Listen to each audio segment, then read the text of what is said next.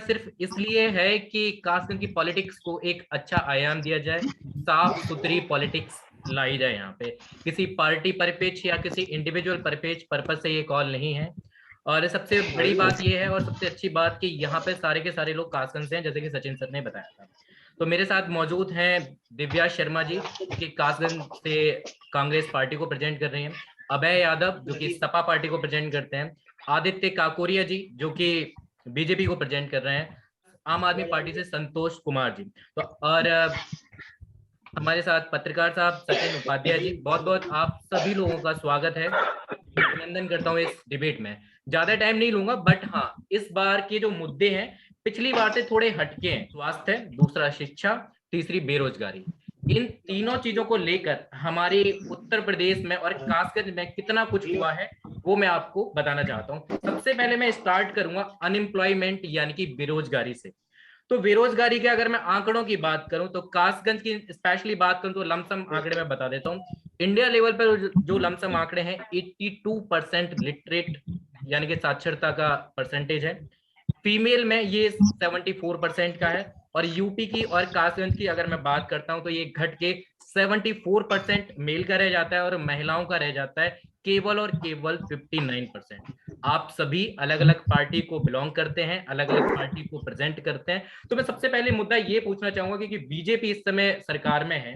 Aditya sir, मैं आपसे पूछना चाहता हूं कि महिलाओं का रेशियो कासगंज और यूपी में इतना कम है, तो महिलाओं के लिए ऐसे क्या काम किए गए हैं जिससे कि इनसे शिक्षा की दर बढ़ सके, महिलाओं के लिए महिलाओं का स्तर एक लेवल अप हो सके।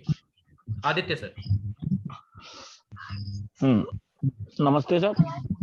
जी सर। आवाज आ रही है? जी जी बिल्कुल सर, बताइए। महिलाओं महिलाओं के लिए हमारी उत्तर प्रदेश सरकार ने कई तरीके के योजना और तरीके की शिक्षा के लिए काम किए हैं।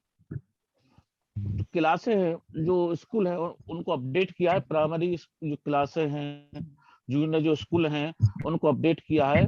और उनके जो स्मार्ट क्लास के नाम से उनको विकसित किया है, एलईडी के माध्यम से और कई अनेक सुविधाओं के थ्रू स्कूलों को अपडेट किया है। देखिए, मैं एक बहुत ही छोटा सा आंकड़ा बता देता हूँ। कासगंज की अगर मैं बात करूं तो फीमेल्स के लिए जो स्कूलों की संख्या है वो बहुत लिमिटेड है। द्रौपदी देवी जाजू, जीजीआईसी, इनके अलावा कहीं मुझे नहीं लगता कि एक भी स्कूल ऐसा होगा जो स्पेशली फीमेल्स के लिए हो। बल्कि मेल्स के लिए इतने सारे स्कूल्स हैं, कॉलेजेस हैं। तो ऐसा मतलब क्यों रेशियो इतना कम तो नहीं है कि सर हम 2 या 3 स्कूलों से काम चला सकें?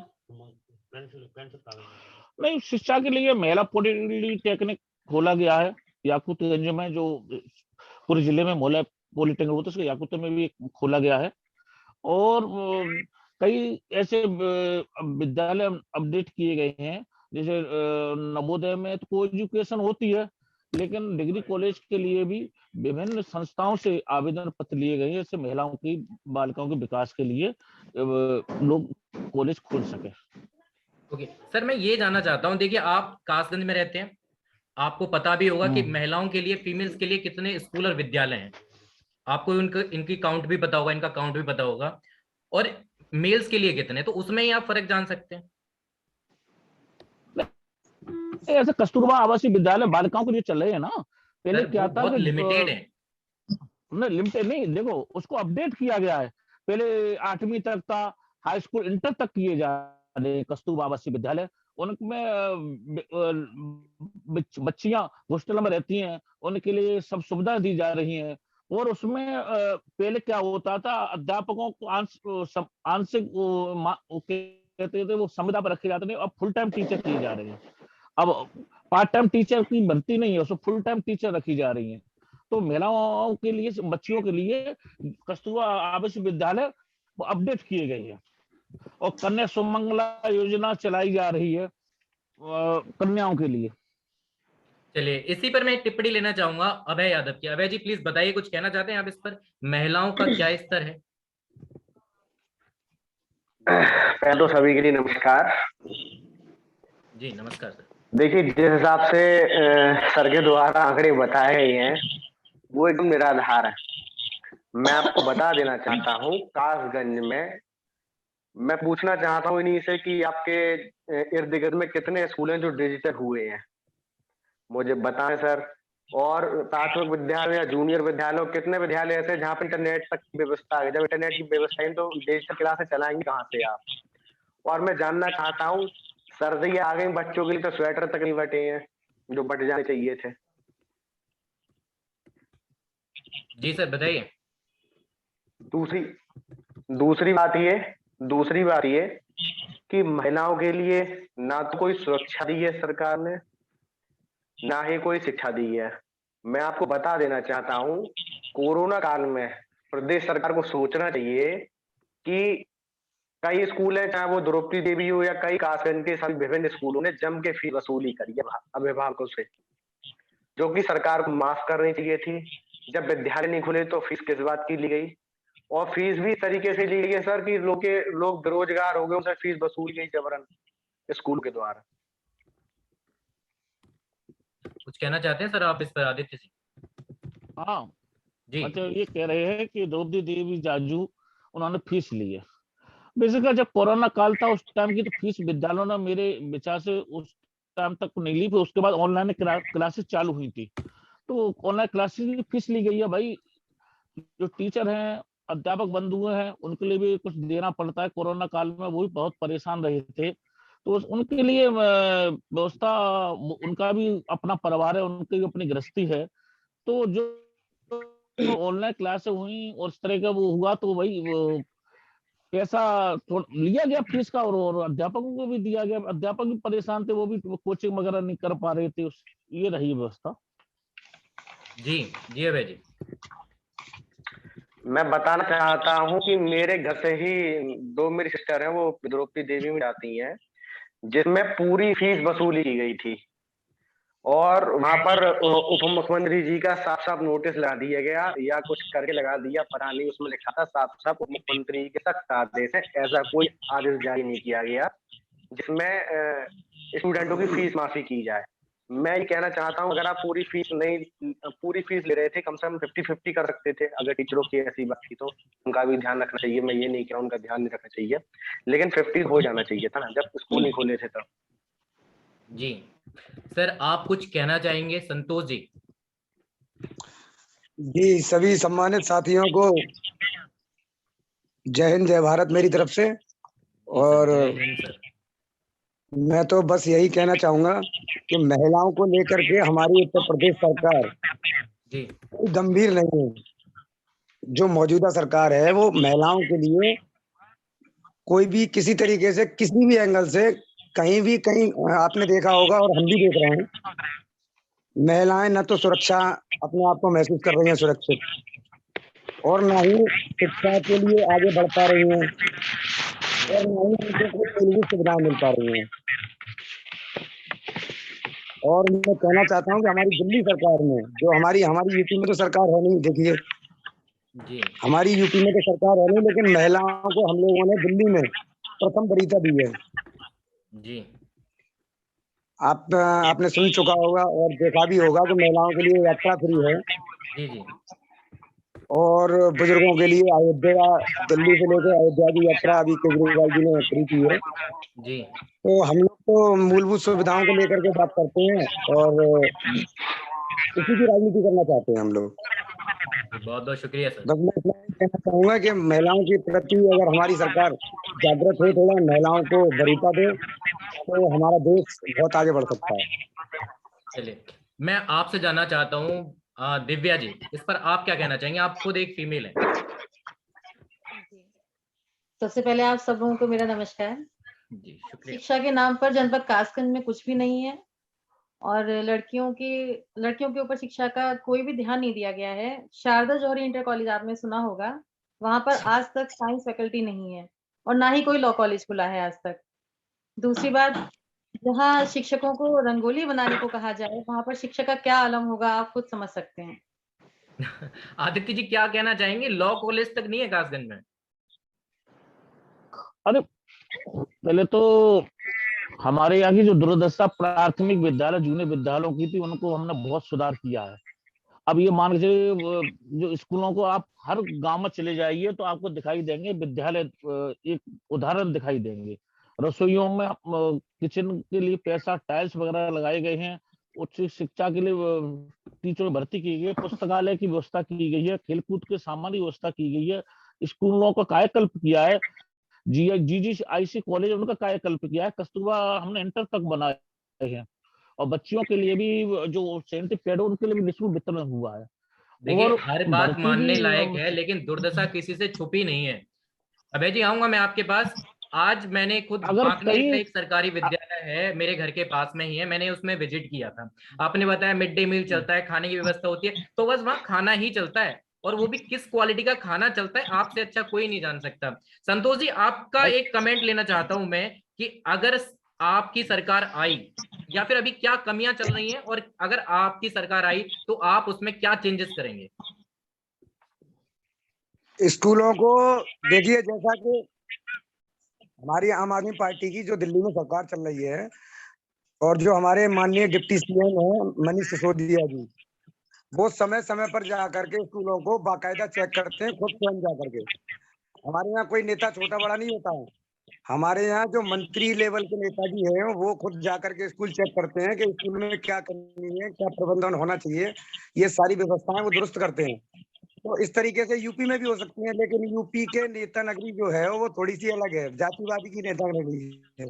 सचिन सर, मैं आपसे और यहाँ इस बात पर एक जातिवादी, टिप्पणी चाहता हूं कि जी शिक्षा व्यवस्था क्या है किसी से छुपी नहीं है। पार्टी को प्रेजेंट कर रहे हैं, इसलिए ये खुद बताएंगे क्या अच्छा चल रहा है क्या बुरा चल रहा है। मैं आपकी तरफ से जानना चाहता हूं, आप हर गांव हली हर गली हर नुक्कड़ से रिपोर्टिंग करते हैं, आपकी क्या राय है इस बारे में?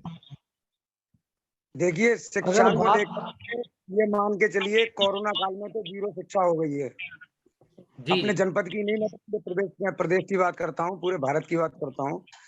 जनता जो बिल्कुल, जो हमारे छात्र थे वो सब कुछ भुला चुके हैं, क्योंकि शिक्षा एकदम से जीरो कर दी। अब ये पता नहीं क्या कारण रहा। आपके और कहने का मतलब स्कूलों है को, संतोष जी कि जो ऑनलाइन शिक्षा है उसकी कोई वैल्यू नहीं है?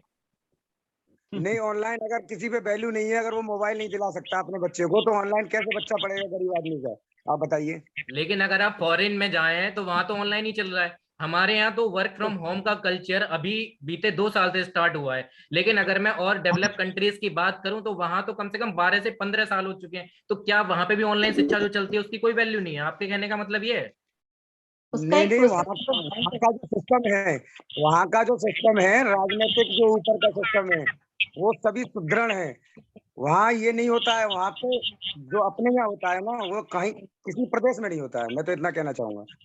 जी सचिन जी, यहाँ आपके पूरी कमेंट लेना चाहूंगा। शिक्षा के मामले में बेकार जीरो है मेरी नजर में।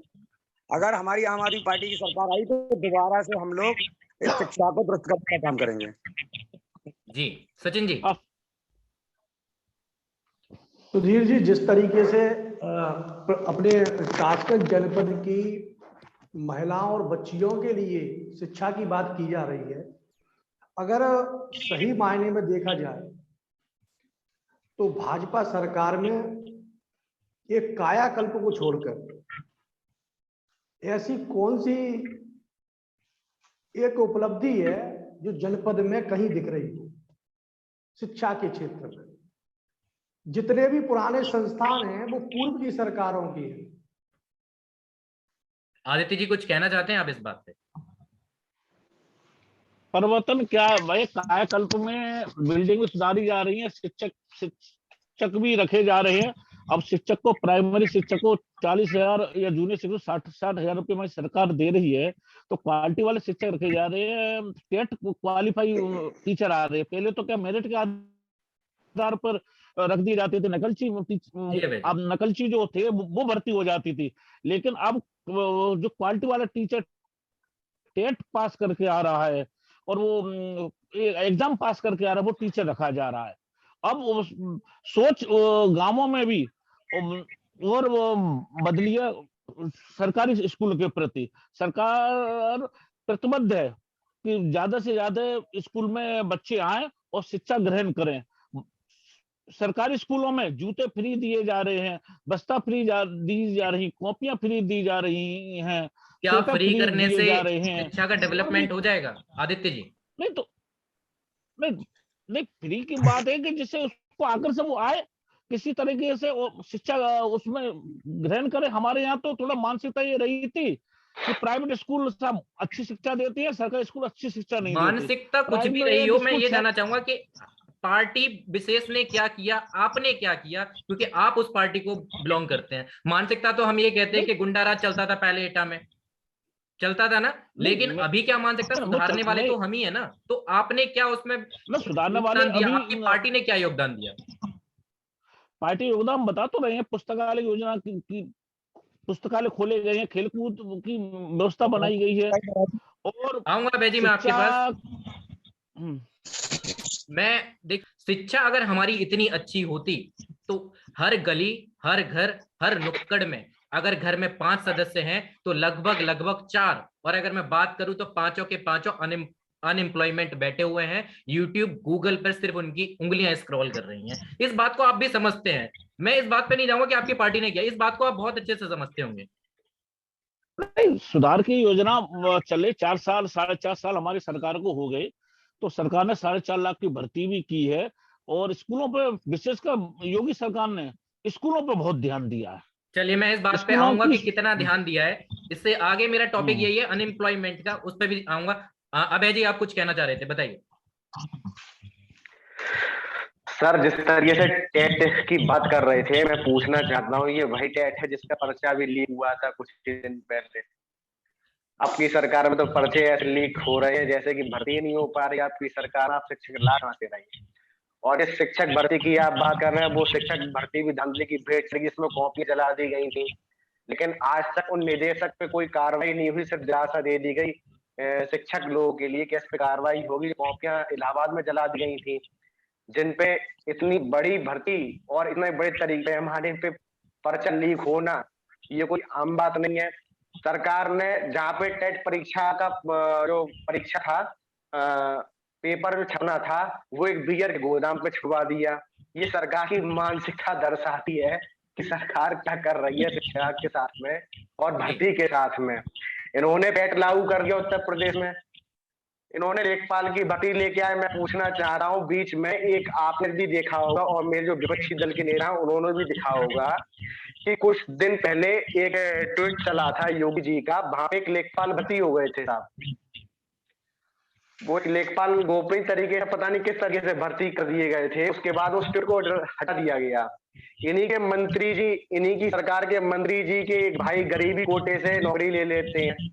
ये सरकार की व्यवस्था है। योगी सरकार में बिल्कुल मैं आपका जवाब जरूर चाहूंगा, बस 1 मिनट आप मौका दीजिएगा बोलने का, बिल्कुल चाहूंगा मैं आपका सवाल आंसर बिल्कुल आपसे ही लूंगा। मैं डिजिटल की बात कर रहा हूँ, जिस डिजिटल की बात कर रहा हूँ शिक्षा के नाम पे, इन्होंने 2017 के घोषणा पत्र बीजेपी का आप उठा लीजिए, उसमें साफ तौर पे लिखा है कि इंटर पास वालों को लैपटॉप और 1 GB डेटा देने का काम बीजेपी सरकार करेगी। लेकिन जिस डिजिटल की बात कर रहे हैं, ना लैपटॉप मिले बच्चों को, ना 1 GB डेटा मिला, जबकि जिस शिक्षा की बात कर रहे हैं उस शिक्षा में आज के रिचार्ज, फोन के रिचार्ज तक महंगे हो गए, आदमी रिचार्ज तक नहीं करवा। चलिए वो एक अलग मुद्दा है भाई जी, वो महंगाई पे मुद्दा आ गया है। सचिन जी आप कुछ कहना चाह रहे थे, जी बताइए। जी सचिन जी बताइए। मेरा आदित्य जी से सवाल है कि जिस तरीके से योगी सरकार ने बच्चों के अभिभावकों के खाते में जो रुपए डाले, जिस तरीके से कह रहे कि जूते, मोजे, बस्ता आदि की खरीद के लिए रुपए डाले, तो मैं ये पूछना चाहता हूं कि मैं आज अभी प्रज्ञा शर्मा का एक प्रोग्राम देख रहा था, तो जिस तरीके से एक अखबार में ऐड आया था कि 175 रुपए में आप कोई बैग खरीद के दे सकते हैं। जी दोनों, अभय जी का आंसर चाहूंगा पहले, उसके बाद सचिन जी के आंसर पे भी आऊंगा। जी आदित्य जी बताइए। 175 रुपए का बैग भाई, स्वेटर। अब ये 175 की बात वो नहीं है, ऐसा हुआ था कि मिड डे मील कोरोना काल में बांटा नहीं गया, तो उसके एवज में सरकार ने पैसे खाते में डाले हैं, तो किसी के 175 के 200 हुए होंगे, बैग का तो पैसा बैग दिए जा रहे हैं।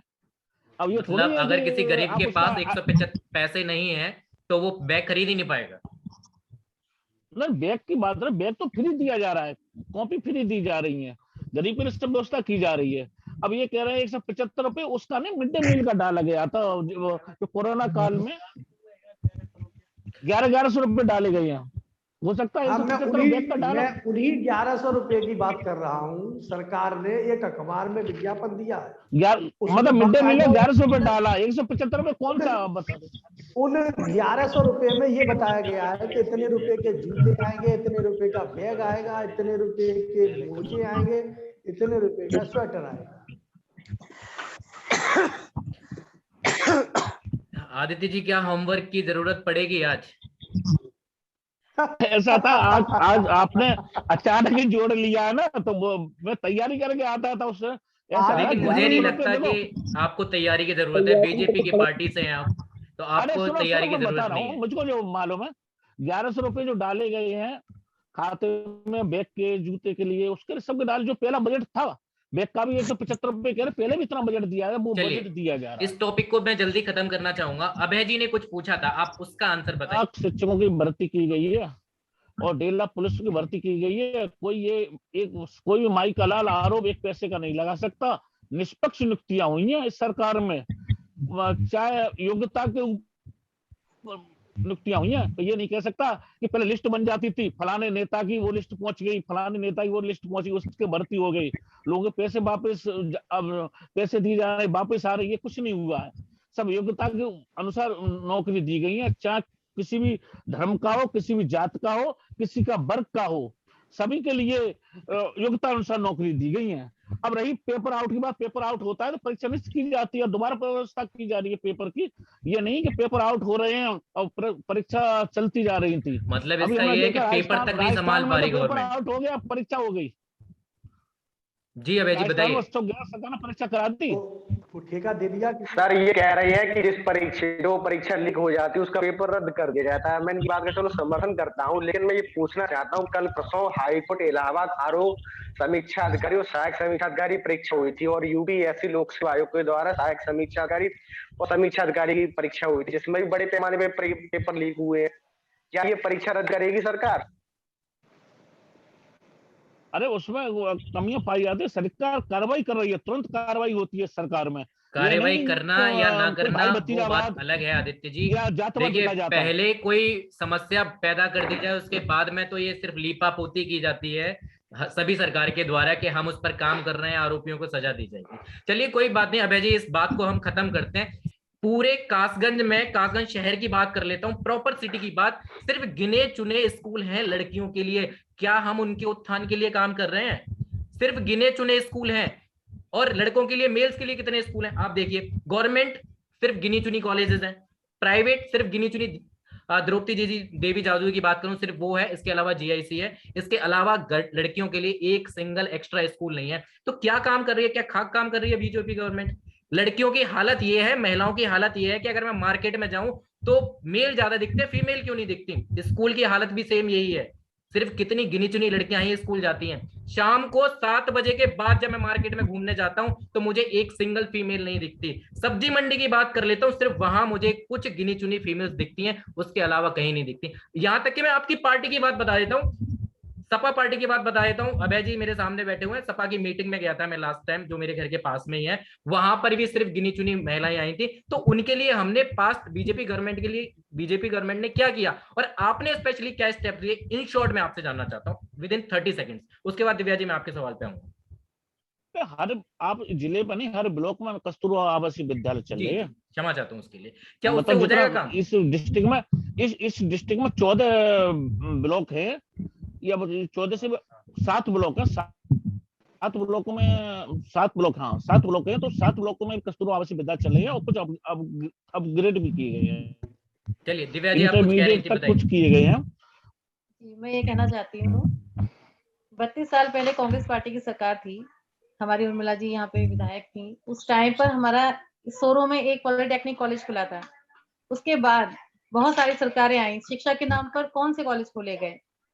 यहाँ हमारा एक मेहता जो पुस्तकालय है लक्ष्मीगंज में, उसकी हालत तो किसी से छुपी नहीं है, सभी जानते हैं।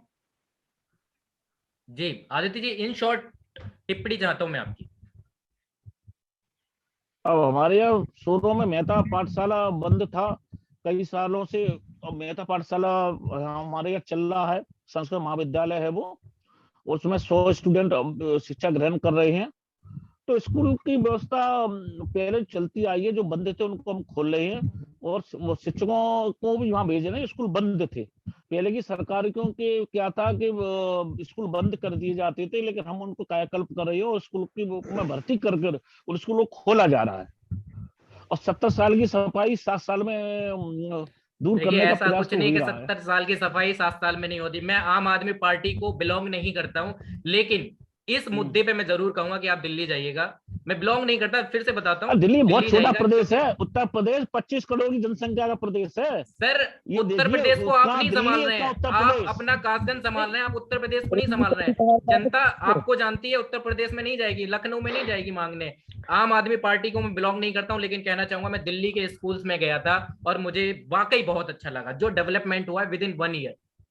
अबे जी, इस टॉपिक को मैं खत्म करना हम ये चाहता हूँ, मान मेरा के दूसरा चलिए टॉपिक है, मैं कि उस पर हमने आऊंगा। पुस्तकालय अगर व्यवस्था इन किया, शॉर्ट आप कहना कायाकल्प की चाहें तो जी व्यवस्था की बताइए। है, खेलकूद के सामान व्यवस्था की, पहले कुछ था ही जिस नहीं। जी जिस विकास की बात कर रहे हैं, मैं पूछना चाहता हूं आदित्य सर से कि जो सांसदों ने, विधायकों ने, प्रभारी मंत्री ने जो गांव गोद लिए थे विकास करने के लिए, क्या वो गांव में विकास हो गया है या नहीं हुआ है? जरा मुझे बता दें।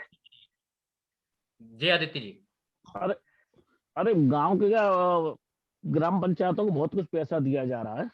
और गांव में पैसा तो दिया शौचालय जा की रहा है, लेकिन व्यवस्था वो है। पैसा जा सुनो कहाँ सुनो रहा है, सुनो, इसका मैं तो कुछ बोले रिजल्ट दिखता ही नहीं। आवास की व्यवस्था की जा रही है, और सिंचाई की व्यवस्था की जा रही है, जल की व्यवस्था की जा रही है। सभी, एक गांव विशेष नहीं, सभी गांवों को सरकार पूरे गोद ले रही है और सभी गांवों को विकास चल रहा है। चलिए, इस टॉपिक को मैं खत्म करता हूं। देखिए, शिक्षा की क्या स्थिति है ये आप भी समझ सकते हैं। क्षमा चाहूंगा सचिन जी, इस बात को आप भी समझ सकते हैं और हम भी समझ सकते हैं। एक पार्टी से अगर हट के सोचा जाए तो शिक्षा की स्थिति कासगंज में, उत्तर प्रदेश में बहुत दयनीय है। इस बात को मैं पर्सनली आपको बता देता हूँ। आप जाइए, किसी भी स्कूल जाइए, वहां इंस्पेक्शन कीजिएगा, आपको शिक्षा का पता बहुत चल जाएगा दुर्भाग्य का विषय कितना है ये। प्रैक्टिकली है वो।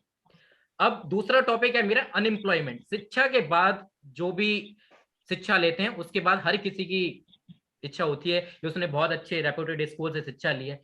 कितना एम्प्लॉयमेंट है, क्या आप मुझे बता सकते हैं आदित्य जी, कासगंज में या फिर यूपी में कितने परसेंटेज एम्प्लॉयमेंट है? अगर आपने होमवर्क नहीं किया तो लमसम ही बता दीजिए।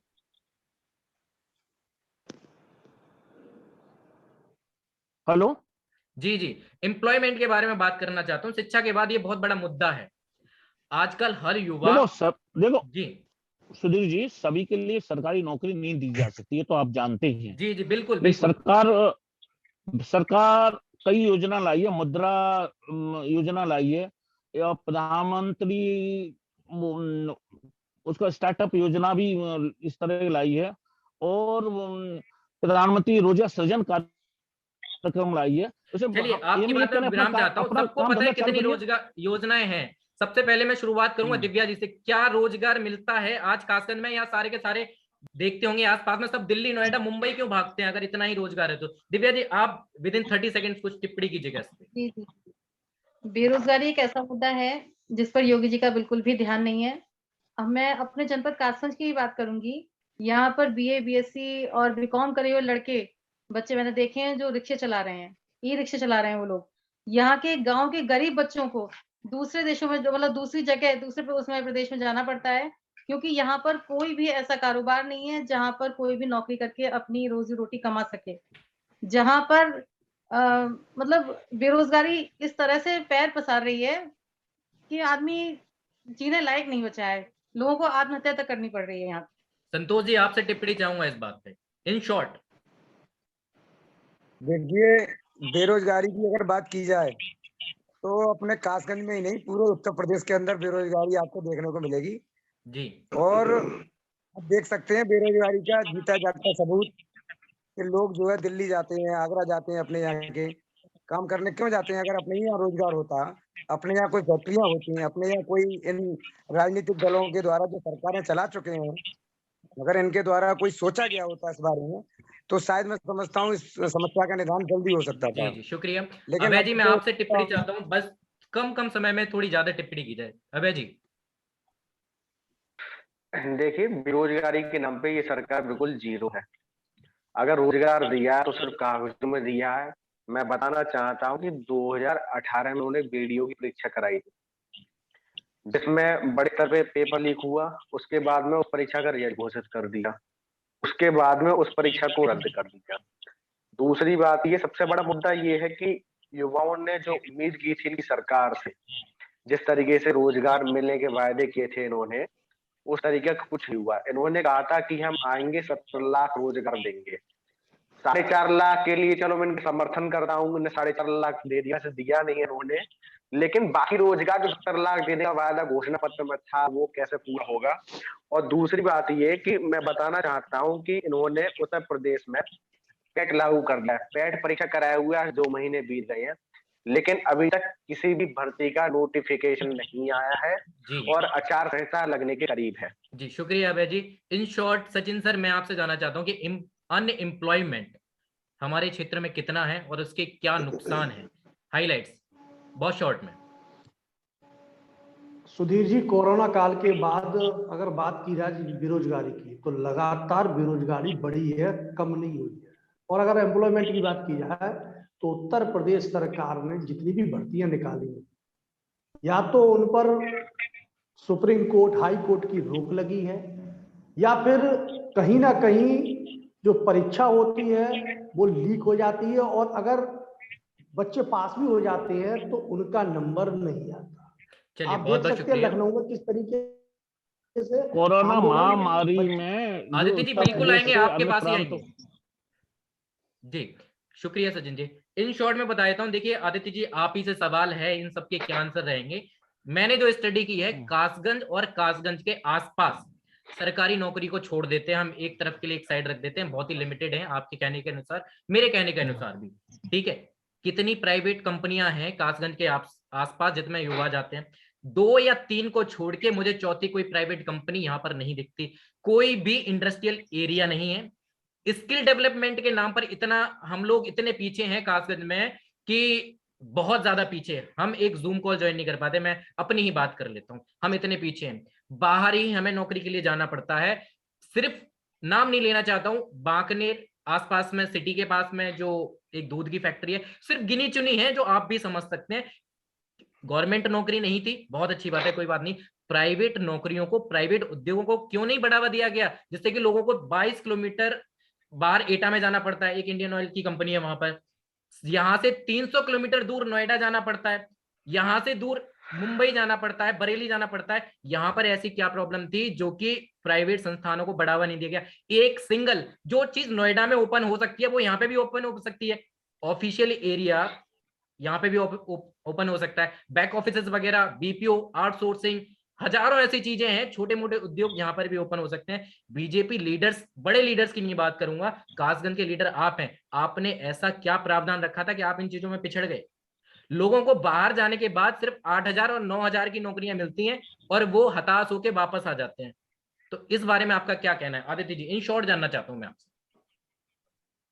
सुधीर जी, कोरोना महामारी थी, विभिन्न प्रांतों में हमारे मजदूर रह रहे थे, उनको हमारी सरकार निःशुल्क वापस लेके आई जी और गांवों में उनके लिए मनरेगा के तहत उनको रोजगार दिया गया, 1,000 रुपये खाते में डाले गए, उनकी राशन किट की व्यवस्था की गई थी महामारी में, और उनकी जो छोटे मोटे उद्योग के लिए उनको लोन भी दिया गया। आप जिला एक बात उद्योग पूछना केंद्र चाहता हूं, कासगंज से देखिए आपने जानकारी बताया करके पूछ लीजिए। जी, मैं एक जिला बात उद्योग पूछना चाहता हूं, कासगंज से आप दिव्या जी ने एक सवाल उठाया था, सुनो मेरे बीएससी। एक मिनट सुनिए, आप जी जिला उद्योग कासगंज से सूची ले सकते हैं कितने लोगों को रोजगार के लिए धन आवंटित किया है, कितना ऋण बांटा गया है। अब क्या होता है कि छोटे छोटे उद्योगों के लिए ऋण दिया गया है, उसमें 4-5 एम्प्लॉय काम कर रहे हैं, उनको 4-5 लोगों को रोजगार मिल रहा है। और हमारे यहाँ तो ये मान के चलो आलू, लहसुन, मिर्ची, पिपरमेंट, इनका कृषि योग्य काम बहुत होता है, तो उसका हम अन्य प्रांतों को लहसुन बेचते हैं, आलू बेचते हैं, मिर्ची बेचते हैं और पिपरमेंट का ऑयल भी उसकी बेचते हैं। बात नहीं कर ऐसे रहा कई हूं, हर उद्योग किसी के पास जमीन नहीं है। हैं जो उसको और एक दिव्या जी ने एक सवाल उठाया था, बीएससी बीए करने के बाद एक युवा रिक्शा चलाते हैं, ई रिक्शा चलाते हैं, क्या इतनी क्वालिफिकेशन होने के बाद वो रिक्शा चलाने लायक है? उस पर क्या कहना चाहेंगे आप? या फिर मैं अगर बात करूं, आपने बताया कि उनके अकाउंट में उन्होंने हर महीने पैसे रोजगार भिजवाए थे। मेला लगाया जा रहा है, हर महीने रोजगार मेला लगाया जा रहा है। परसों मेला लगाया जाएगा जिले में। जो 18 साल से 35 साल के युवा हैं वो उसमें अपना गंज में ऐसे रोजगार क्यों नहीं है, हम बाहर क्यों भेजते हैं? मैं ये जानना चाहता हूँ आपसे। नहीं, कासगंज में हम बता तो रहे हैं, मुद्रा योजना हुई, क्या प्रधानमंत्री रोजगार सृजन कार्यक्रम हुआ, या ग्रामोद्योग योजना के तहत ऐसी विभिन्न स्कीमें अपना आप प्रोजेक्ट स्टार्ट कीजिए। सरकार उसके लिए सब्सिडी भी दे रही है। महिलाओं के लिए 35% सब्सिडी है। कितनी और महिलाओं ने लाभ लिया? अच्छा ये बताइए आप, कितनी महिलाओं ने लाभ लिया? कोई एग्जांपल है आपके पास? वो देखो, मैं आप आंकड़े जिला उद्योग केंद्र से ले सकते हैं। अच्छा, वो आंकड़े मिलेंगे आपके लिए, कितने महिलाओं के लिए, कितने पिछड़ी जातियों के लिए, कितने सवर्ण ने, कितने दलित ने ये बांटा गया है। और उनके लिए 35% सब्सिडी की छूट दी गई है। 25-25 लाख के ऋण बांटे गए हैं, उन्हें 35% सब्सिडी दी गई है। चलिए तो बहुत उसमें बहुत शुक्रिया। रोजगार डेवलप के लिए और एम्प्लॉय बढ़ाने के लिए ये सब काम किया गया पहली सरकार बार मैं द्वारा। सुन रहा हूँ, लेकिन ये दिखाई नहीं दे रहा है। मेरे साथ के जितने भी सहपाठी हैं वो या तो दिल्ली या नोएडा या मुंबई हैं, कोई भी यहाँ पर नहीं है जिसको एक ऑफिशियल जॉब मिली हो। सचिन सर, आप बहुत बेहतरीन से समझा सकते हैं कि क्या एम्प्लॉयमेंट का हाल है। इन शॉर्ट में आपसे जानना चाहूंगा, क्योंकि 7 से 8 मिनट रिमेनिंग है, बताइए। सुधीर भाई, अगर एम्प्लॉयमेंट की बात की जाए तो केवल इसके लिए भारतीय जनता पार्टी ही नहीं, अन्य सरकारें भी दोषी हैं। बिल्कुल।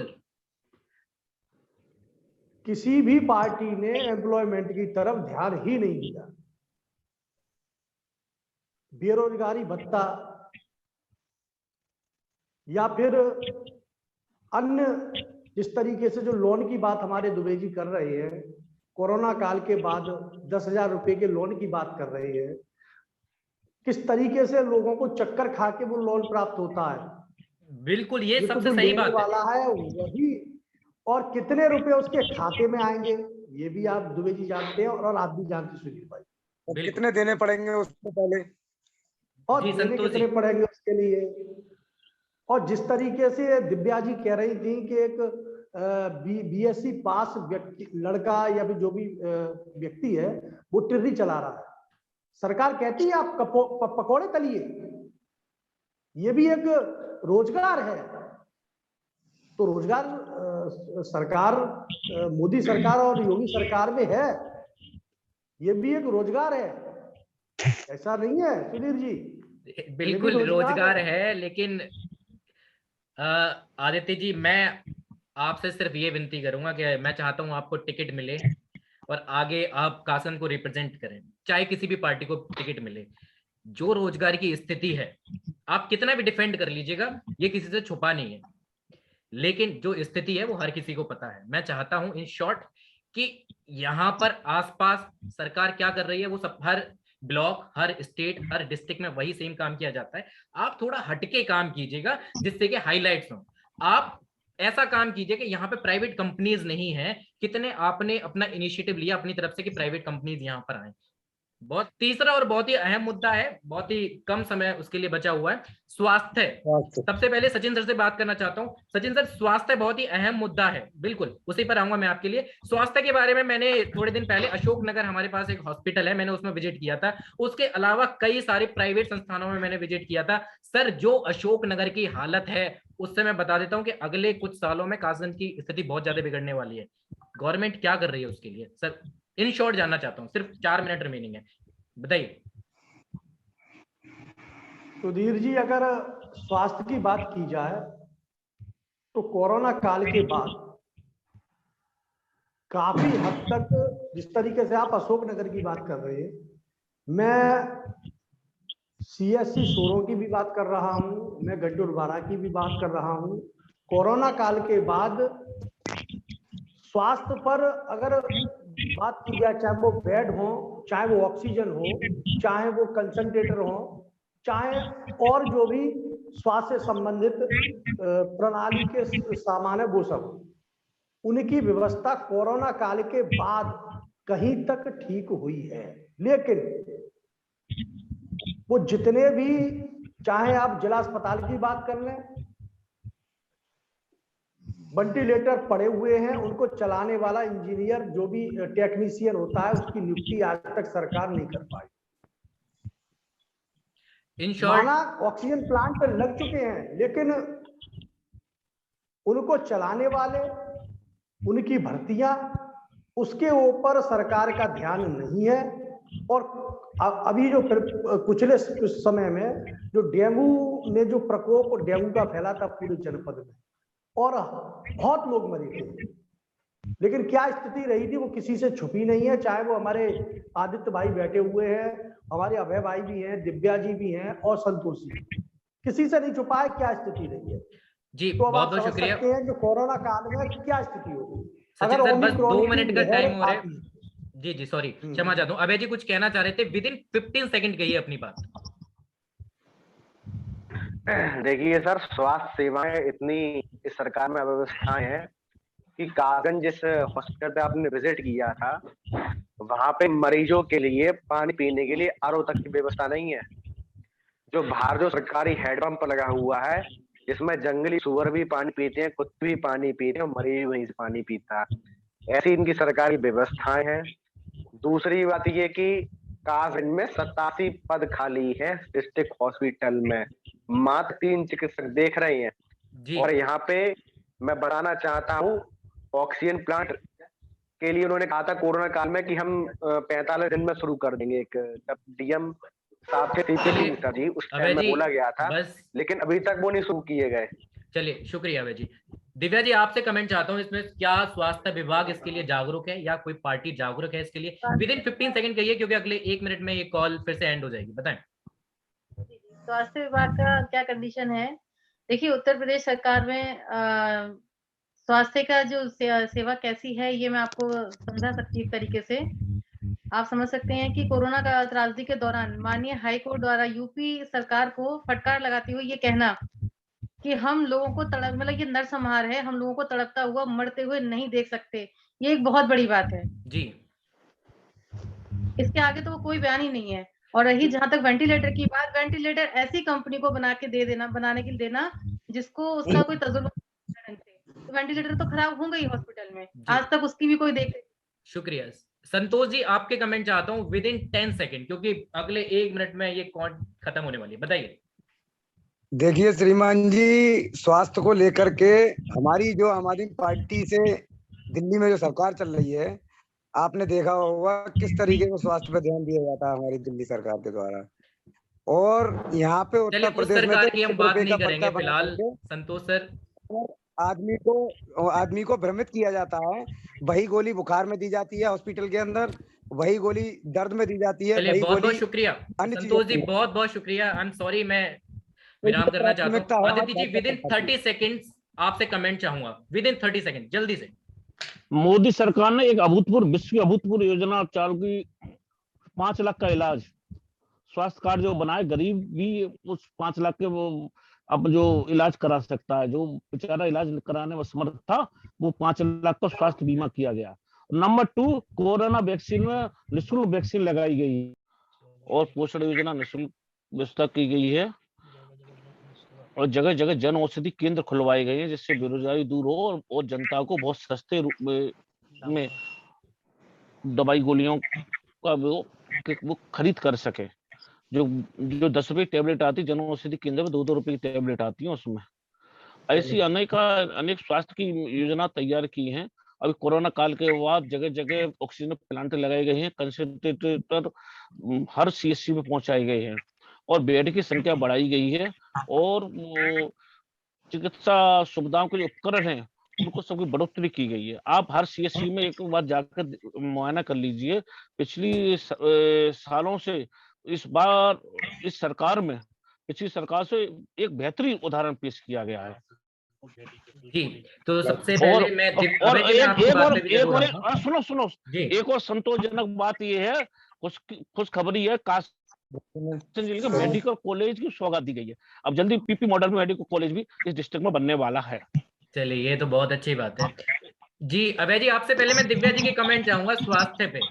बताइए सर, मैं जानना चाहता हूँ इन महोदय से कि बेडों की संख्या तो बढ़ रही है, लेकिन डॉक्टरों की संख्या बढ़ेगी तब ना मरीजों का इलाज होगा।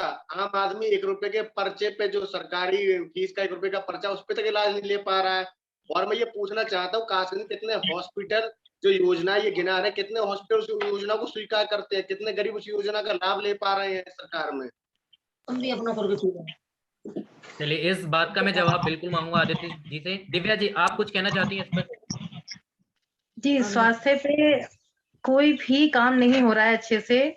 जब कोरोना यहाँ आ रहा था, राहुल जी ने पहले ही अवेयर किया था कि आप लोग हिंदुस्तान की सारी सीमाएं लॉक कर दीजिए, नहीं तो हमारे पास में इतनी व्यवस्था नहीं है कि हम उसको संभाल पाएंगे, और हमारे यहाँ जनसंख्या बहुत ज्यादा है, पर उसकी सुनवाई नहीं हुई। फिर कोरोना आ गया, उसके बाद में उसकी वैक्सीन बनने में कितना टाइम लगा। उन्होंने कहा था कि अगर आपने वैक्सीन टाइम से नहीं बनाई तो ये बीमारी रोटेट होकर आएगी। जी, स्वास्थ्य विभाग में तो यहाँ स्वास्थ्य के नाम पर कुछ भी नहीं है।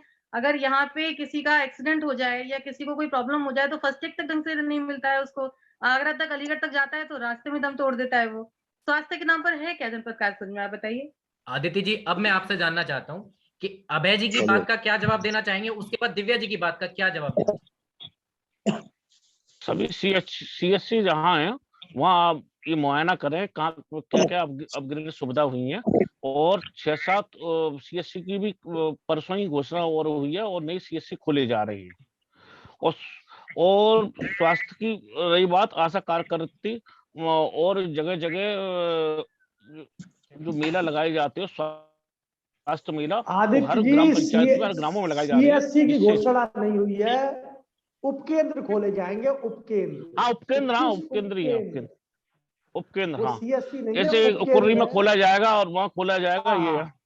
वहाँ उनकी स्थिति मैं आपको बता दूं, मैंने अभी पिछले 20 दिन पहले एक खबर चलाई थी, सलेमपुर बीबी का क्या हाल था।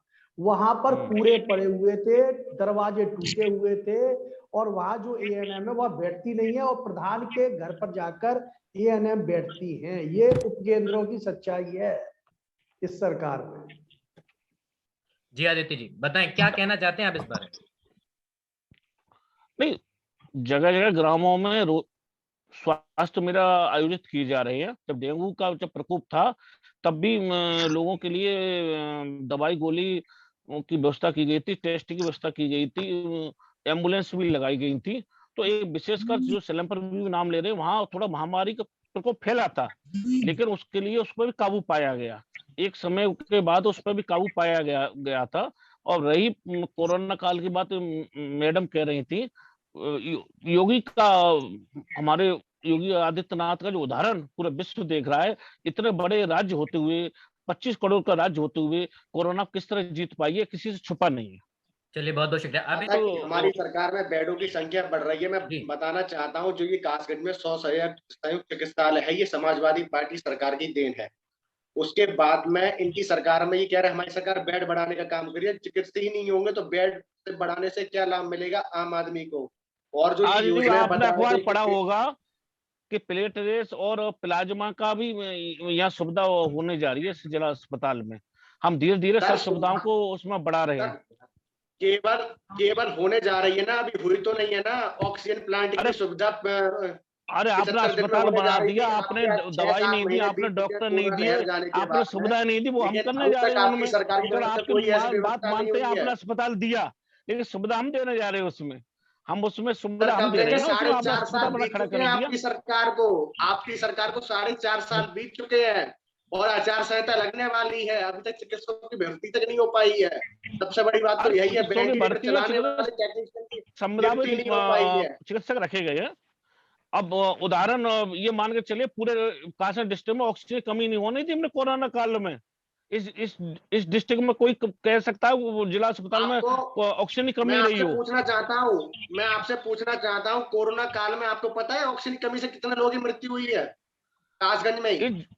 जिला चिकित्सालय में ऑक्सीजन की कोई कमी नहीं थी, कंटिन्यू मिलती रही थी ऑक्सीजन। जिस तरीके से आदित्य जी का कहना है कि संविदा पर उनकी सरकार रख रही है, आज कासगंज जनपद के साथ पूरे उत्तर प्रदेश का ये आलम है। संविदा कर्मी, चाहे वो डिप्लोमा फार्मासिस्ट हो, चाहे अन्य स्वास्थ्य कर्मी हो, चाहे वो आशा कार्यकर्त्री हो, वो सब हड़ताल कर रहे हैं। और ऐसे समय कर रहे हैं जब ओमिक्रॉन का खतरा देश पर दोबारा मंडरा रहा है। तो संविदा कर्मी रखने का क्या औचित्य है? जी, ये पूछता हूं मैं आदित्य जी से वो अपने हक की बात कर रहे हैं, वो कह रहे हैं हमें परमानेंट कीजिए, हम जो भी रेगुलर डॉक्टर्स हैं उनसे ज्यादा काम करते हैं, हमने कोरोना काल में ज्यादा काम किया। उनकी तो जो भर्ती मांगे की बात हैं तो छोड़िए, उसको जो सरकार संविदा सुन कर्मी है सुन रही है, और उनके लिए ही परमानेंट कर देना चाहिए।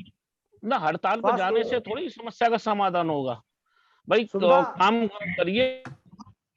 अब एक होता है, अब अभी आप 1 साल पहले या 2 साल पे भर्ती हुए या 6 महीने पहले भर्ती हुए, इतनी जल्दी तो सरकार भर्ती परमानेंट कर नहीं देगी। करेगी तो अपना उसका कोई नियमावली होगी, इसके तहत करेगी।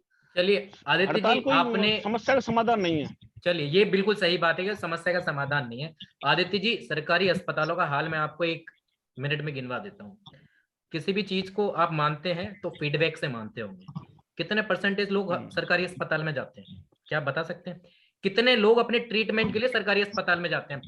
हमारे घर के आसपास नदरी गेट पर और सुमंत कुमार के आसपास इतने सारे प्राइवेट संस्थान है जहां पर सरकारी अस्पतालों से 10 गुना ज्यादा फीस ली जाती है हर चीज के लिए। नॉट ओनली यहाँ पे, पूरे कासगंज और जिला स्तर की मैं बात कर रहा हूँ। तो ऐसा यहाँ पर क्या मिलता है कि प्राइवेट संस्थानों में वो घर बेच के अपना इलाज करवाते हैं, सरकारी अस्पताल में फ्री वाले में नहीं जाते।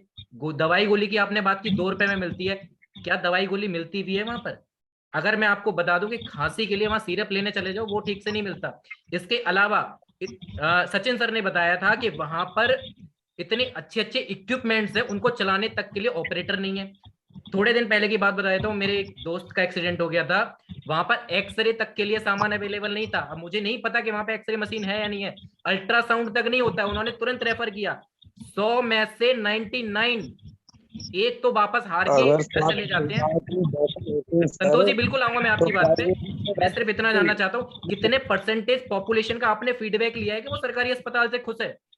आप मुझे बताइए। उसके अलावा आप कभी भी चली जाइए, किसी भी प्राइवेट अस्पताल में चले जाइएगा। सरकारी दवाइयाँ सभी मेडिकलों पे बेच दी जाती हैं। संतोष जी बिल्कुल, अभी मैं आऊंगा आपकी बात पे, पूरा मौका मिलेगा। मैं आपसे ये जानना चाहता हूँ, किसी भी प्राइवेट संस्थान में चले जाइएगा, जब भी आप जाएंगे हमेशा उनकी सर्विसेज सरकारी अस्पतालों से अच्छी होती है। ना तो उनकी कोई सैलरी है, देखिए संतोष जी बिल्कुल मैं आऊंगा आपकी बात पे, ना तो वो कोई सैलरी देते, उन्होंने अपना खुद का बिजनेस खोला हुआ है और उनके बिजनेस मॉड्यूल इतने अच्छे हैं, इतना पेमेंट चार्ज करते हैं, उसके बाद भी एक आम आदमी फ्री की सर्विस लेने के बजाय वहां जाता है। 5 लाख आपने इंश्योरेंस के बताए, एक संतोष जी मैं आऊंगा, 5 लाख आपने इंश्योरेंस के बताए, 10 चीजें गिनवा दी, कितने परसेंटेज लोग हैं वहां जा रहे हैं? मैं आपसे ये जानना चाहता हूँ। उनकी सैलरियां इतनी हैं कि अगर वो ठीक से काम करें सरकारी डॉक्टर, तो यहाँ के प्राइवेट अस्पतालों की बत्ती गुल हो जाए। लेकिन सरकारी अस्पताल का क्या आलम है, आपसे अच्छा कोई नहीं समझ सकता। मैं ये चाहता हूँ कि वहां क्यों नहीं जाते लोग, आप इस बात पे बताइए। आपने सर्विसेज तो दे दी, अल्ट्रासाउंड और इतनी सारी सर्विसेज है, क्यों नहीं जाते वहां पे लोग? ऐसा है, हमारा सोरो सीएससी है, जी या जो चिकित्सा अधीक्षक हैं हरीश यादव, जी। वो एमबीबीएस एमडी हैं।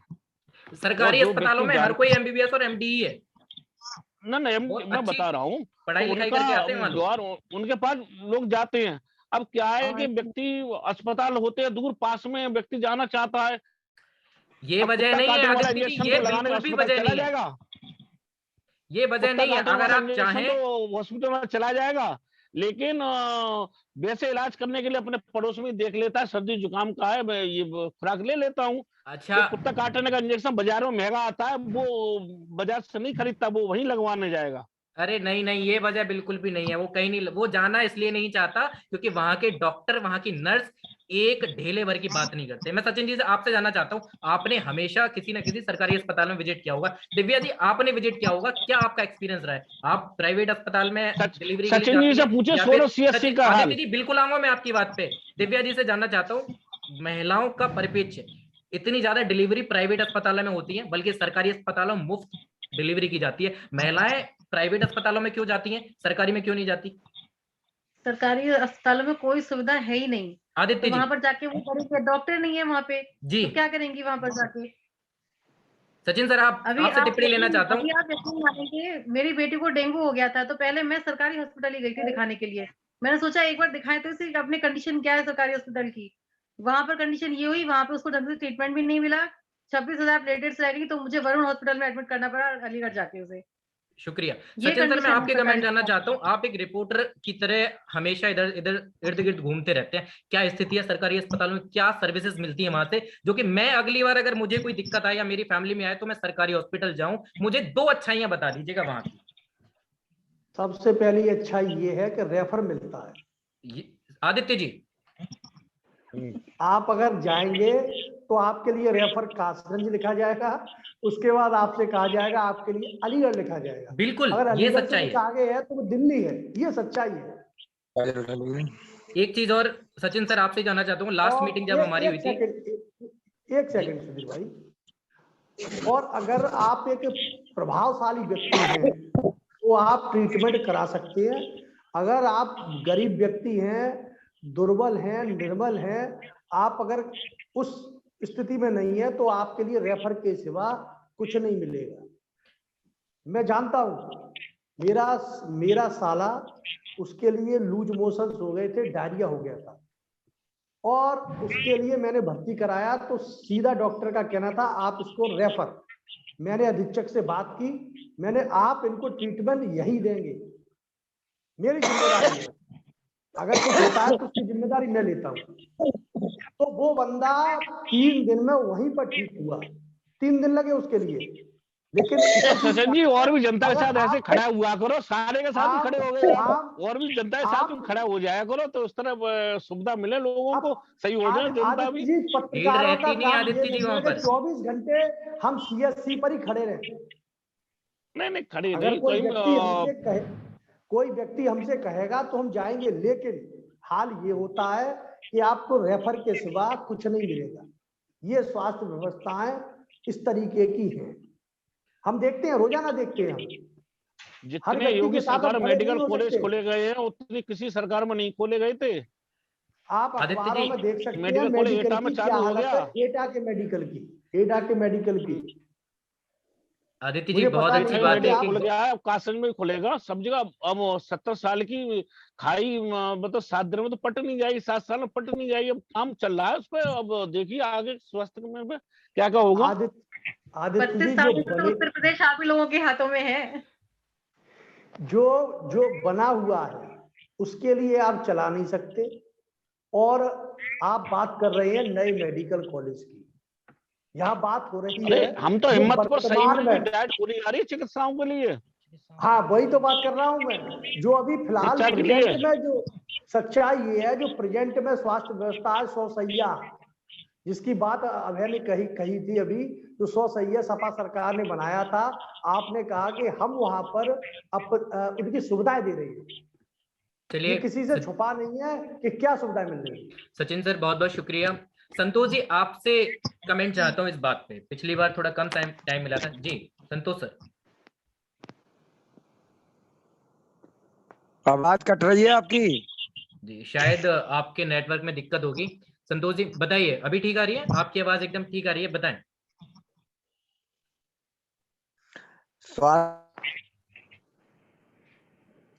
संतोष जी का नेटवर्क दिक्कत कर रहा है, might be due to network issue, उनको कोई इशू आ रहा है। इस मीटिंग की मैं क्लोजिंग चाहता हूं, वैसे ही बहुत ज्यादा टाइम हो गया। देखिए तो कितना पैसा आदमी का बचेगा, एक आम आदमी का, और कितनी सहूलियत मिलेगी, और जो दवाई के कारण या इलाज के कारण जो मौतें होती हैं वो भी थोड़ा सा कम होंगी। जी शुक्रिया सर। देखिए, हमने जो बात की उन मुद्दों का सार मैं बता देता हूँ। महिलाओं क्षेत्र में पहली बात की, दूसरा अनएम्प्लॉयमेंट, और तीसरा स्वास्थ्य। तीनों की स्थिति क्या है इन सब पे हर कोई जानता है। इन शॉर्ट, महिलाओं की स्थिति में तब से ही बखान करूंगा कि जब लड़कियों के लिए कॉलेज नहीं है तो आगे का समाज किस तरीके से विकसित होगा। दूसरा चीज अनएम्प्लॉयमेंट, जब स्किल्ड लोग ही डेवलप नहीं हो पा रहे हैं, ना लड़कियां ना लड़के, तो रोजगार क्या मिलेगा।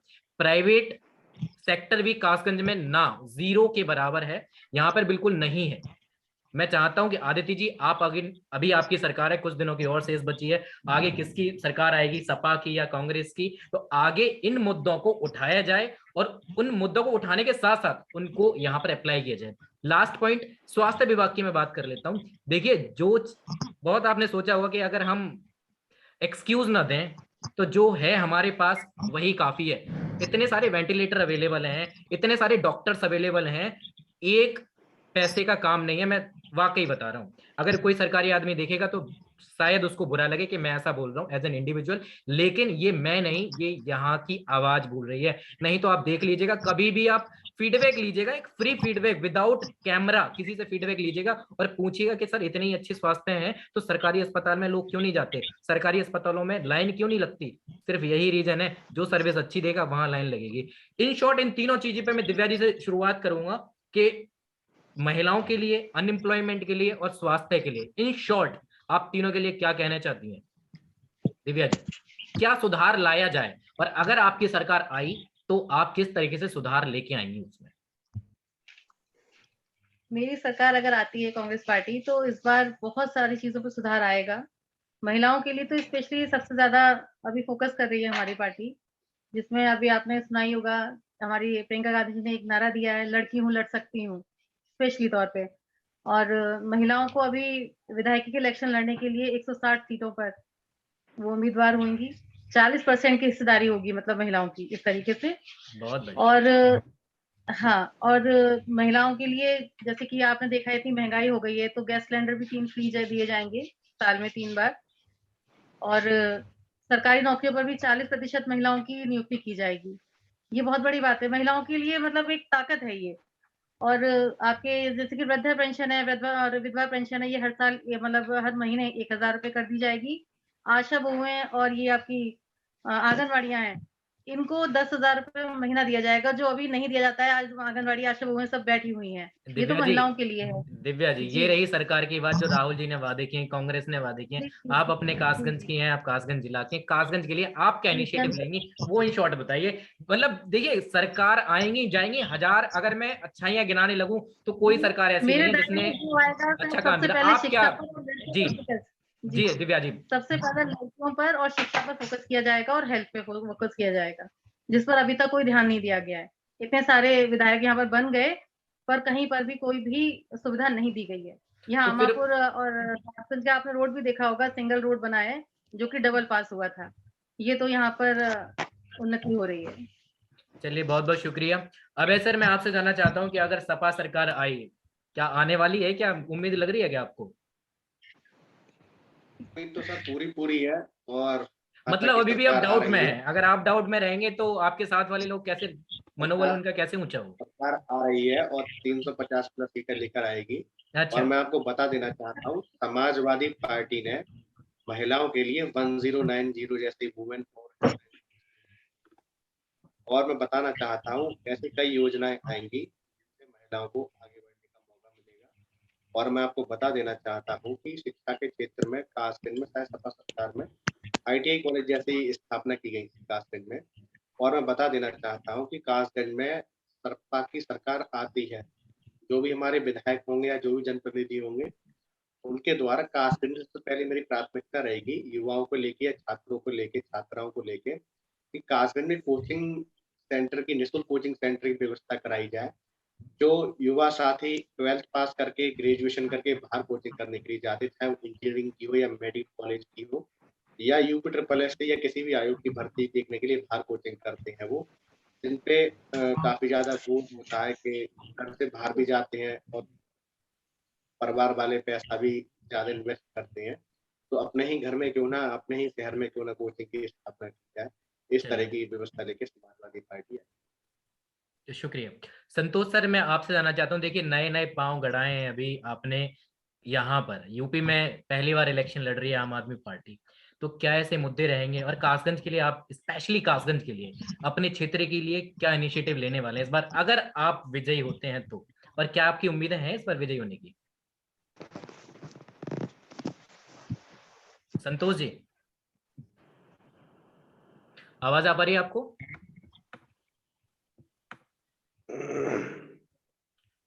संतोष जी, आवाज आ रही है आपको? चलिए, कोई बात नहीं है। Aditya ji, in second last मैं आपसे जानना चाहता हूं कि ऐसी खामियां क्यों नहीं, आप खुद एज अ लीडर जब आप किसी पार्टी से विजयी हो जाते हैं तो वहां के आसपास के एरिया पर, वहां के सरकारी समुदाय पर, चाहे अस्पताल हो, चाहे शिक्षा हो, चाहे कोई भी चीज हो, चाहे किसी व्यक्तिगत परेशानी हो, तो वहां पार्टी क्यों नहीं समझती उनकी परेशानी, उनका दर्द क्यों नहीं समझती? और जैसे कि अस्पतालों का ये हाल है, स्कूलों का ये हाल है, आम आदमी का ये हाल है, तो उनको सुधारने के लिए एक नेता खुद क्यों नहीं इनिशिएटिव लेता? क्या वो इस बात का वेट करता है कि मेरा leader, supreme leader like Rahul Gandhi, Narendra Modi तब इनिशिएटिव लेंगे, तब मैं अपने शहर के लिए इनिशिएटिव लूंगा? आपने कितनी बार इंस्पेक्शन किया है और कितनी बार अपनी आवाज उठाई है कासगंज के लोगों के लिए? इन शॉर्ट मैं जानना चाहूंगा कि आपने क्या काम किया है, सरकार ने क्या काम किया? नहीं, आपने कासगंज के लिए क्या काम किया? आपकी आवाज नहीं आ पा रही है, म्यूट लगा रखे आदित्य जी, म्यूट हटाइए जी। उत्तर प्रदेश सरकार ने कासगंज जिले के लिए जितने योजना दी है, जितने डेवलपमेंट के लिए पैसा दिया है, शायद किसी सरकार ने दिया हो। इस कासगंज नगर को अपहरण उद्योग के रूप में जाना जाता था। ये पटियाले की कटरी, गंजवारी कटरी उद्योग के रूप में, अपहरण के उद्योग में पनपती थी। अब ढूंढे बदमाश दिखाई नहीं देता है वहां। हम जंगलों मंगल कर रहे हैं। हम सोरों से अलीगंज तक हमने 2 लेन सड़क बनवाई है कटरी में निकाल कर। हमने गंगावन बनाया है, हमने भागीरथ बनाया। सर इंफ्रास्ट्रक्चर डेवलपमेंट पे बात नहीं कर रहा हूं मैं सर, शिक्षा, महिलाओं के लिए और बेरोजगारी की बात कर रहा हूं, उस पर बताइए। उस पर भी हम कभी बात करें जी। मैं उसमें चलो कोई बात नहीं है, तो मैं बता तो रहा हूँ जितनी इस सरकार में कायाकल्प प्राइमरी और जूनियर विद्यालयों की किसी सरकार में नहीं हुई है। मैं बता रहा हूँ पुस्तकालय, खेलकूद का सामान और जो डिजिटल क्लासेस चालू की गई हैं, ये सरकार की देन है। बच्चों के लिए तरीके के सुविधाएं जो दी जा रही हैं, और बच्चों के कोचिंग के लिए भी निःशुल्क कोचिंग की व्यवस्था हमारी सरकार कर रही है। ये हमारी सरकार की देन है। अच्छा चलिए, ये तो सरकार की देन है। आदित्य जी क्या देन है? सरकारी अस्पताल, स्कूलों के सबको पता है। अच्छा, अगर आपकी सरकार दोबारा बन जाती है तो क्या यही रहेगा, या इसमें सरकारी अस्पताल में रिजल्ट आने की भी उम्मीद है? क्या लोग वहां जाएंगे या अभी भी अपना घर बेच के प्राइवेट संस्थानों में इलाज करवाएंगे? सरकारी स्कूलों में जाने की बजाय प्राइवेट स्कूल में आज लोग ज्यादा प्रेफर करते हैं। क्या सरकारी स्कूल जाना प्रेफर करेंगे लोग? क्या महिलाओं के लिए सम्मान बढ़ेगा? उनकी भागीदारी भी उतनी ही रहेगी कि जितनी मेल्स की है? मैं बता तो रहा हूँ, इस जिले में पीपी मॉडल के तहत मेडिकल कॉलेज खोला जा रहा है। तो पीपी मॉडल मेडिकल इंटर तक का कॉलेज तो है नहीं है लड़कियों के लिए, आप मेडिकल कॉलेज की बात कर रहे हैं। इंटर तक का कॉलेज तो है नहीं। क्यों नहीं? GGIC inter college. 2 कॉलेज, तीसरे कॉलेज का नाम गिनवाइए सर, आप बताइए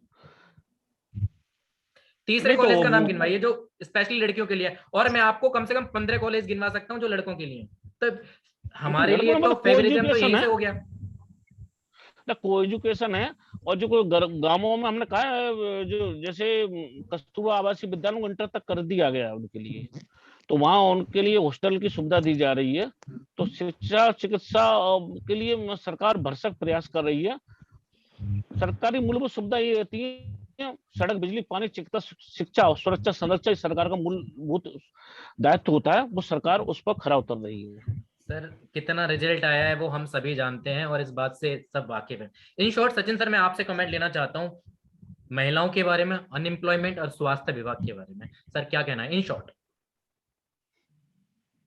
चौधरी जी, मेरा तो यही कहना है कि आने वाले समय में चाहे वो भाजपा की सरकार बने, चाहे सपा, चाहे बसपा, चाहे कांग्रेस, सही मायने में जो मूलभूत सुविधाएं हैं उनका अभाव है। चाहे वो स्वास्थ्य हो, शिक्षा हो या फिर बेरोजगारी, सही मायने में इन पर जो काम होना चाहिए जमीनी स्तर पर वो नहीं होता है। वादे बहुत सरकारें करती हैं लेकिन वो काम दिखते नहीं है। और मूलभूत सुविधाएं यही है लोगों की कि उसे शिक्षा मिले, स्वास्थ्य मिले और रोजगार मिले। लेकिन सरकारों का जो भी ध्यान होता है जब वो सत्ता में आ जाती हैं तो धर्म, जाति सब इसी पर चलते हैं। लेकिन अगर सरकारें सही मायने में इन पर काम करें और ईमानदारी से काम करें तो तस्वीर बदल सकती है। चाहे वो कासगंज हो, चाहे वो पूरा जनपद हो, चाहे पूरा उत्तर प्रदेश, तस्वीर बदल सकती है अगर ईमानदारी से काम किया जाए। चलिए, बहुत बहुत शुक्रिया सचिन सर। देखिए, मेरी तो एक ही रिक्वेस्ट है और यहाँ की एक ही आवाज है, रिजल्ट आने तक बहुत कुछ चेंज हो जाता है। कहना बहुत इजी है कि 2 रुपए में दवा मिलती है, या सपा गवर्नमेंट ने क्या काम कराया, या दिव्या जी ने बताया कांग्रेस ने बहुत काम कराया, लेकिन रिजल्ट क्या है वो हम सबके सामने है। जिस दिन सरकारी स्कूलों में लोग जाना स्टार्ट कर देंगे उस दिन मैं मान लूंगा और यहाँ की जनता मान लेगी कि हाँ फ्री में पढ़ाई होती है। जिस दिन कासगंज से बाहर युवा ने जाना बंद कर दिया, वो यहाँ पर एम्प्लॉयमेंट मिल गया, उस दिन मैं मांग लूंगा, यहाँ की युवा मान लेंगे कि हाँ उन्हें एम्प्लॉयमेंट मिल गया। सरकारी नौकरी एक अलग बात है, क्या करती है गवर्नमेंट क्या नहीं करती, लेकिन प्राइवेट सेक्टर में भी बहुत पीछे है। तीसरा स्वास्थ्य है, सरकारी अस्पतालों को कोई प्रेफर नहीं करता, यहाँ तक कि आप भी नहीं करते, इस बात को आप बहुत अच्छे से समझ सकते हैं। ठीक है, तो आदित्य जी सिर्फ यही रिक्वेस्ट है कि इनमें काउंटिंग बढ़वा दीजिएगा। सरकार आपकी आएगी नहीं आएगी वो जनता जरूर बताएगी। इन शॉर्ट आदित्य जी मैं आपसे गुजारिश करूंगा कि एक 1 लाइन कहिए जिससे कि लोग मोहित हो जाएं और कहें कि हाँ बीजेपी सरकार आनी चाहिए। बीजेपी सरकार निश्चित आ रही है। अरे सर या आ तो बदचलन हवाओं जाएगी, का, लेकिन क्या काम इसी तरीके से होगा? इस बार आ जाएगी, फिर अगली बार बहुत बुरी तरीके से हारेगी। ये बात भी तो समझिए कि इस बार बीजेपी की लहर चल रही है, मान लिया आ गई, तो उससे अगली बार हारेगी, लोग फिर पछताएंगे, लोग गालियां देंगे, फिर कहेंगे कहां बीजेपी सरकार आ गई, अभी भी अस्पतालों में जाने पे बस वेंटिलेटर है, चलाने वाला कोई नहीं है। नहीं, उत्तर प्रदेश में राम राज्य आएगा। राम राज्य में जो सुविधा मिलती थी वही सुविधा मिलेगी। सर बहुत पुराना डायलॉग हो गया है, कुछ नया सोचिए इस बार। अरे हम 2 लाइनों के बात समाप्त करना चाहेंगे। या बदचलन हवाओं का रुख मोड़ देंगे हम, अच्छा, या खुद को राम का पुत्र कहना छोड़ देंगे हम, जिस दिन बोलने में हिचकिचाएंगे हकीकत, आंखों को फोड़ लेंगे, खुदकुशी कर लेंगे। चलिए बहुत बहुत शुक्रिया दिव्या जी, आपका बहुत बहुत शुक्रिया, आपने समय दिया। अभय सर आपका बहुत बहुत शुक्रिया, आपने अपना टाइम दिया उसके लिए। Sachin sir special thank you to you, limit से ज्यादा टाइम दिया उसके लिए। और संतोष जी आपके लिए बहुत बहुत शुक्रिया। लास्ट लाइन में ये बोलना चाहता हूँ कि अगली बार जब हम मिल रहे हैं हर सोमवार रात 9:30 बजे, अगली बार का ये टॉपिक है करप्शन क्या चल रहा है। देखिए इन शॉर्ट में बता दूं, अगर मैं डीएल ड्राइवरी लाइसेंस बनवाने जाता हूं तो आज भी मुझे करप्शन मिलता है। ठीक है, करप्शन हमारा टॉपिक है सर, बाद में चर्चा करेंगे, बहुत टाइम है। जी अभय जी बताइए, चलिए बताइए दीजिए जी, बताइए।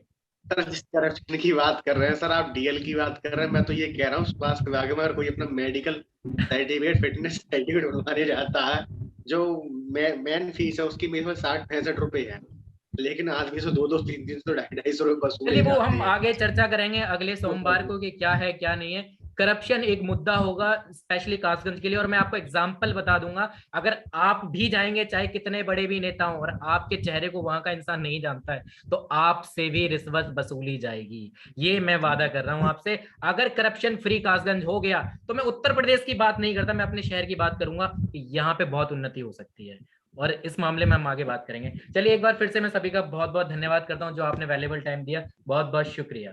धन्यवाद अभय जी, दिव्या जी बहुत बहुत शुक्रिया, Sachin sir special thanks to you, Aditya ji बहुत बहुत शुक्रिया, और Santosh sir thank you so much.